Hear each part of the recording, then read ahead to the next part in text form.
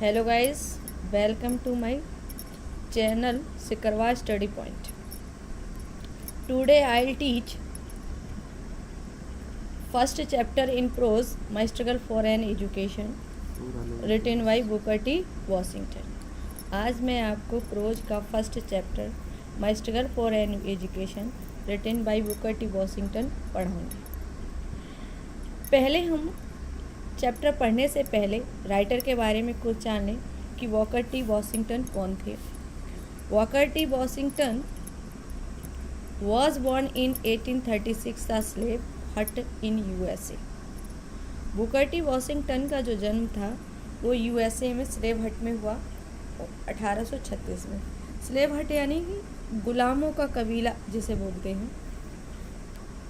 He was a Negro, वह एक Negro जाति के थे। He went to Hampton Normal and Agriculture Institute in Virginia in 1872 to get education। यानी वह शिक्षा पाने के लिए Hampton Normal and Agricultural institute में वर्जीनिया में गए 1872 में। He was a social reformer and educator and a great leader of the Negroes of America. वह अमेरिका में निग्रो जाति के लिए समाज सुधारक, एक शिक्षक और एक महान नेता के रूप में थे। बुकर टी वॉशिंगटन ने इस चैप्टर के द्वारा ये हमें बताया है कि शिक्षा प्राप्त करने के लिए उन्होंने कितना संघर्ष किया है। इस चैप्टर में कुछ कैरेक्टर्स हैं। फर्स्ट कैरेक्टर स्वयं राइटर हैं बुकर टी वॉशिंगटन। सेकंड उनका भाई है जॉन वॉशिंगटन। और नेक्स्ट मदर हैं राइटर की। और नेक्स्ट है कैप्टन ऑफ द कार्गो, यानी एक जहाज़ का जो कैप्टन है वो। और लास्ट है हमारी कैरेक्टर हेड टीचर। यानी इसमें कुछ कैरेक्टर्स हैं जो इस स्टोरी को पूरा करते हैं। पहले हम कुछ इसके बारे में बताएं कि माई स्ट्रगल फॉर एजुकेशन में क्या हुआ। बुकर टी वॉशिंगटन, जो कि पहले हम बता चुके हैं कि स्लेव हट में उनका जन्म हुआ था और दास कबीला, जिसे बोलते दास कबीला यानी गुलामों के कबीले में हुआ था। और एक बार वो कोयले की खान में काम कर रहे थे और वो काले रंग के थे। उस समय काले रंग के लोगों के लिए कोई अच्छा स्कूल नहीं हुआ करता था। और एक दिन वो कोयले की खान में जब काम कर रहे थे, दो खनिकों ने उस काले स्कूल के बारे में बात की जो उस स्थान पर सबसे अच्छा था। जब राइटर ने स्कूल के बारे में सुना तो उसे ये लगा कि उसे स्वर्ग मिल गया हो और उसने वहाँ जाने का निर्णय कर लिया। हालांकि उस स्कूल के बारे में उसे कुछ भी नहीं पता था कि कहाँ है और कैसे जाना है, और उसके पास इतना पर्याप्त धन भी नहीं था। लेकिन उसने मन ही मन में ये निर्णय ले लिया था कि उसे उस Hampton Normal and Agricultural institute में जाना है। और इस बात को रात दिन सोचता रहा। और एक दिन उसने अपनी माँ से इस बात को रखा। उसकी माँ उस समय बीमार थी, लेकिन फिर भी उसने जब बताया कि उसे बस अपने निर्णय पर टिके रहना और उसे वहाँ जाना और उस शिक्षा को प्राप्त करना है, उसके कुछ अच्छे रीज़न बताए, तो उसकी माँ तैयार हो गई और उन्होंने उनको आज्ञा दे दी। और अंत में जो बुकर टी वॉशिंगटन है उन्होंने चलना शुरू कर दिया। उस समय उनके पास बहुत थोड़ा पैसा था। उनके भाई जॉन वॉशिंगटन ने उनकी पैसे से कुछ मदद की जितनी कर सकता था, और उसने वहाँ से चलना शुरू किया। इस तरह से रास्ते में उन्हें बहुत कठिनाइयाँ हुई। जब उनका पैसा ख़त्म हो गया तो उन्होंने एक जहाज़ पर, जिसे कार्गो कैप्टन बताया था, तो उस पर काम किया कुछ दिन के लिए। फिर कुछ पैसा थोड़ा बहुत बचाकर फिर चलना शुरू किया। और जब वो हैम्पटन पहुँचे, उस कॉलेज की जब पहली बार बिल्डिंग को देखा तो वो बहुत ही खुश हुए। उन्हें ये लगा कि पृथ्वी पर इतना प्रसन्न या इतना खुश व्यक्ति कोई नहीं जितना कि वो है। और अभी उनकी मुसीबत ख़त्म नहीं हुई थी। जब हेड टीचर के सामने गए तो गंदे कपड़े पहने हुए थे, कई दिनों से अच्छे से खाना नहीं खाया, तो ज़्यादा प्रभाव नहीं डाल सके। तो हेड टीचर ने उनको देखा और एडमिशन देने से इनकार तो नहीं किया, लेकिन हाँ भी नहीं किया था। तो राइटर्स जो थे वो थोड़ा घबराए, लेकिन उन्होंने पूरी कोशिश की कि वो अपना प्रभाव हेड टीचर पर डाल सके। और फिर लास्ट में जब अदर स्टूडेंट के सभी के एडमिशन हो चुके, तो लास्ट में हेड टीचर ने बुकर टी वॉशिंगटन को बुलाया और कहा कि पास में एक संगीत कक्ष है, उसकी सफाई करनी है। तो राइटर को उस समय इतनी खुशी हुई, उसको ये लगा कि यही मेरी एडमिशन लेने वाली जो परीक्षा होती है वो है। उसने उस कमरे को इतने अच्छे से साफ़ किया, 3-4 बार झाड़ू लगाई, पोंछा लगाया कि कहीं भी धूल का एक कण भी नहीं बचा। जब उसने पूरे से अच्छे साफ़ कर लिया, तब हेड टीचर को बुलाया, और वो हेड टीचर एक महिला थी, यंग की महिला थी, जो सफाई के बारे में बहुत अच्छे से जानती थी। उन्होंने पहले पूरे रूम का निरीक्षण किया, उसके बाद उन्होंने एक रुमाल निकाला, और रुमाल को उन्हें पता थी कि धूल कहाँ मिल सकती है। उन्होंने फर्श पर रगड़ा, दीवारों पर रगड़ा, फर्नीचर पर रगड़ा, लेकिन कहीं भी एक कण भी धूल का नहीं आया। इससे हेड टीचर बहुत खुश हुई और उन्होंने राइटर से कहा कि वास्तव में तुम इस कॉलेज में एडमिशन ले सकते। तो ये शब्दों को सुनकर भी राइटर को इतनी खुशी हुई, और उन्हें आज तक वो परीक्षा हमेशा याद थी कि किस तरह से उन्होंने स्कूल में एडमिशन प्राप्त किया। लेकिन यहाँ पर राइटर ये कहना चाहता है कि अगर व्यक्ति दृढ़ निश्चय कर ले, तो ना तो उसे कोई गरीबी रोक सकती है और ना ही उसको कोई परेशानी, यानी उसे उसकी मंजिल मिलेगी अवश्य। अपने लक्ष्य को अचीव करने के लिए एक दृढ़ निश्चय होना चाहिए, तो फिर उसके रास्ते में कोई बाधा नहीं होती है। वो इस चैप्टर के द्वारा समझाना चाह रहे हैं। अब हम समरी पे आते हैं, लाइन बाय लाइन। देखिए, सबसे फर्स्ट पैराग्राफ है आपका। फर्स्ट पैराग्राफ है, one day while at work in coal mine I happen to overhear two miners talking about a great school for colored people somewhere in Virginia. एक दिन कोयले की खान में काम करते हुए मैंने दो खनिकों को उस,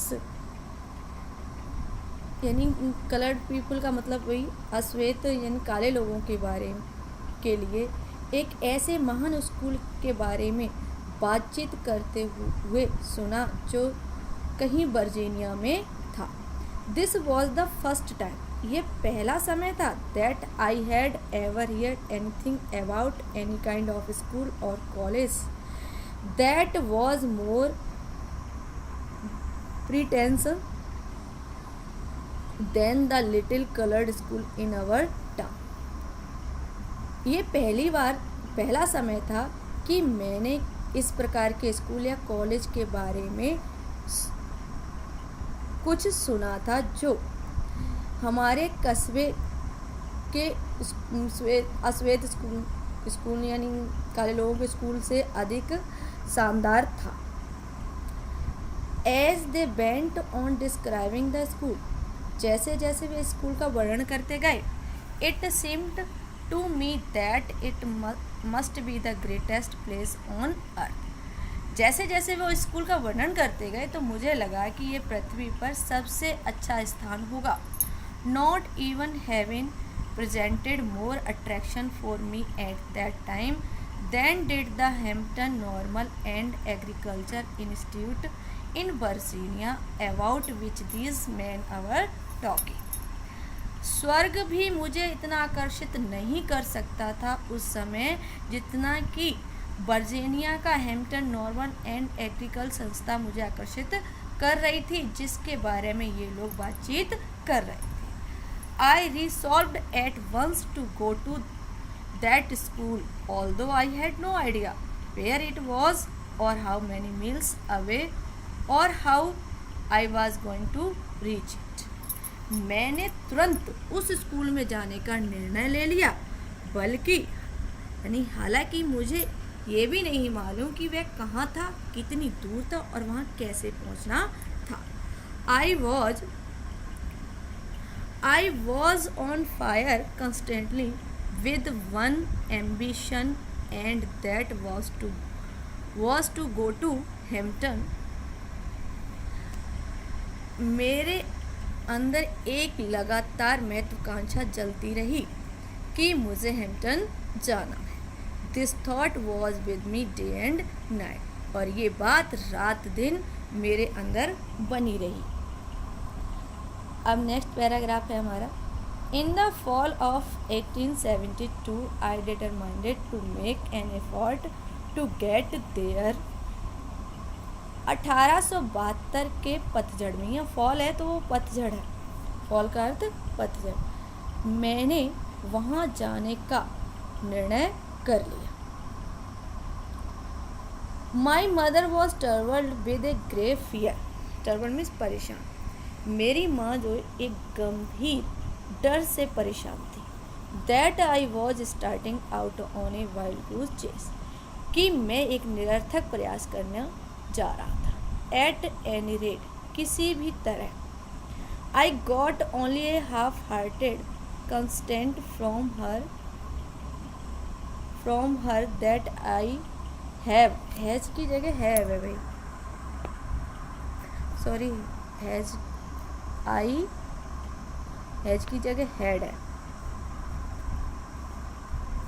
आई got only half, I might start, एक मिनट, आई हैज नहीं है भैया, यहाँ पे हैज हटाना है। आई माइट स्टार्ट, किसी भी तरह से मैंने उनसे आधे मन से स्वीकृति ले ली कि मुझे जाना है। I had very little money with which two by clothes and पे माई ट्रैवलिंग एक्सपेंसेस। मैंने बहुत थोड़ा धन जिससे मुझे कपड़े खरीदने थे और मुझे अपनी यात्रा का खर्चा करना था। यानी मेरे पास बहुत थोड़ा धन था जिससे मुझे कुछ कपड़े खरीदने थे और यात्रा का खर्चा करना था। My brother John helped me all that he could. मेरा भाई जॉन, जिसने मेरी सहायता की, ही कुड, जितनी वह कर सकता था। But of course that was not a great day, लेकिन ये वास्तव में पर्याप्त नहीं थी। Finally the great day came and I started for Hampton. Had only a small cheap satchel, satchel means होता है एक छोटा थैला, that contained the few articles of clothing I could get. अंत में वह महान दिन आ गया और मैंने हैम्पटन के लिए चलना शुरू कर दिया। मेरे पास एक सस्ता छोटा थैला था जिसमें मैंने कुछ कपड़े रखे जितने मेरे पास थे। My mother at the time was rather weak and broken in health. उस समय मेरी माँ का स्वास्थ्य खराब था और वो कमज़ोर थी। I hardly expected to see her again, और मैं मुश्किल से उन्हें दोबारा देखने की उम्मीद कर पाता। And thus our parting was all more sad, और इस प्रकार मेरी विदाई जो और अधिक उदासपूर्ण थी। She however was very brave through it all. उन्होंने ये वास्तव में सब बड़ी बहादुरी से किया। अब थर्ड पैराग्राफ है आपका।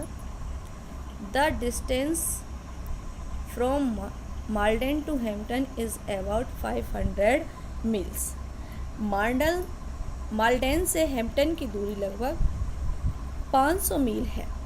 By walking, begging rides, both in wagons and in the cars, in the some way, after a number of days I reached the city of Richmond। यानी पैदल चलकर, लोगों से गाड़ी या कारों में बैठने की प्रार्थना करके, किसी प्रकार कुछ दिनों में मैं Richmond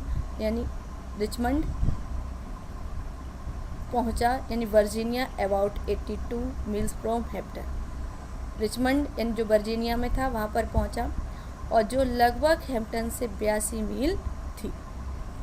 When I reached there, tired, hungry and dirty.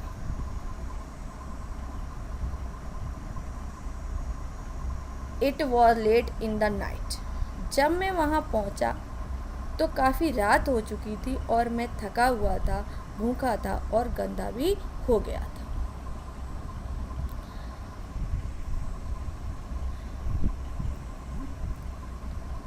I had never been a large city and this rather added to my misery. मैं कभी भी एक बड़े शहर में नहीं गया था और इस बात ने मेरी चिंता को और अधिक बढ़ा दिया। When I reached Richmond, I was completely off my money. जब मैं रिचमंड पहुंचा तो मेरा धन जो था पूरी तरह से समाप्त हो गया था। परमेश्वर उस परम ब्रह्म उस अमित शक्ति कौन। I had not a single acquaintance in the place and being unused to city ways. उस समय मेरा उस स्थान पर कोई परिचित व्यक्ति भी नहीं था और मैं शहर के रास्तों से भी अनजान था। I did not know where to go. मुझे नहीं मालूम कि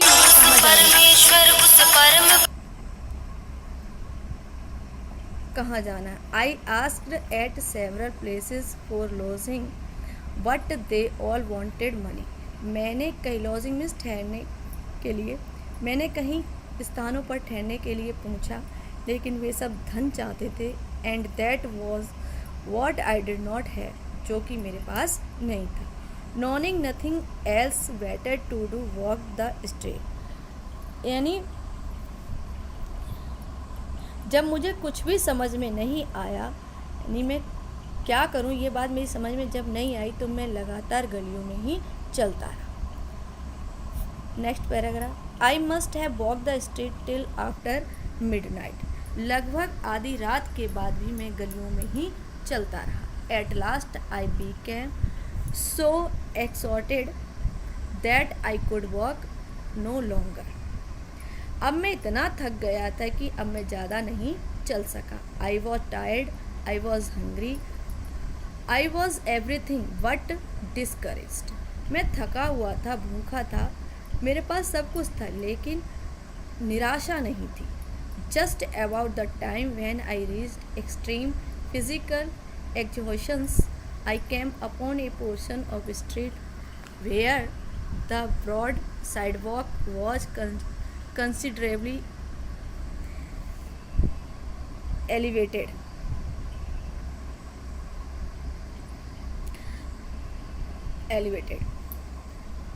जब मेरी शरीर में अधिक थकान हो गई तो मैं गली के एक हिस्से पर आया जहाँ पर सड़क के किनारे का फुटपाथ कुछ ऊंचा उठा हुआ था।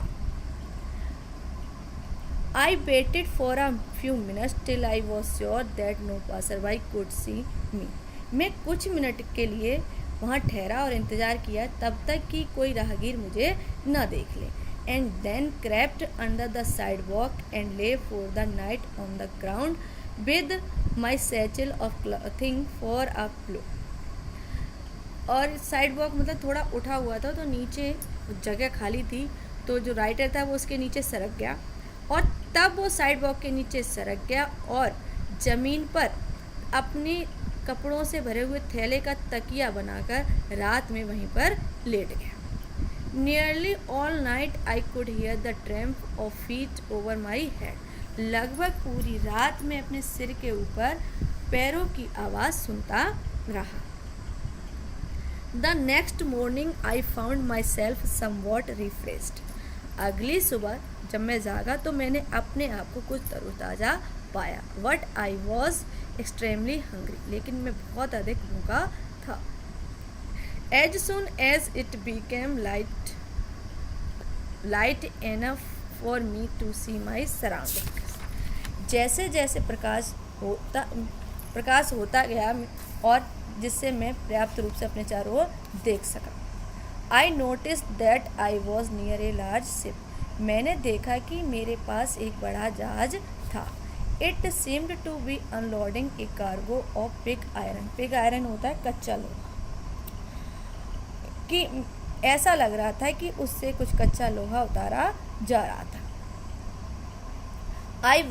I went at once to the vessel, vessel means भी जहाज ही होता है, and asked the captain to permit me to help unload the vessel in order to get money for food. मैं तुरंत ही जहाज के कप्तान के पास गया और उससे अनुमति मांगी कि वह मुझे माल उतारने में मदद करने की अनुमति दे दे, ताकि मैं कुछ खाने के लिए पैसे प्राप्त कर सकूं। The captain, a white man who seemed to be kind hearted, consented.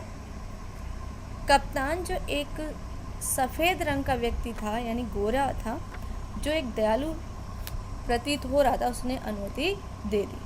I worked long enough to earn, earn है एम लग रहा है, एन है वहाँ, मनी फॉर माई ब्रेकफास्ट। और मैंने अपने नाश्ते के लिए पैसे कमाने की लंबे समय तक काम किया। And it seems to me as remember it now to have about the breakfast that I have ever eaten। मुझे अब तक याद है कि अपने जीवन में जितने भी मैंने नाश्ते किए हैं उनमें से ये सबसे अच्छा नाश्ता था। नेक्स्ट पैराग्राफ कल बताएंगे, कुछ रह गए हैं, लंबी वीडियो होने की वजह से पूरा नहीं कर पाए। Thank you.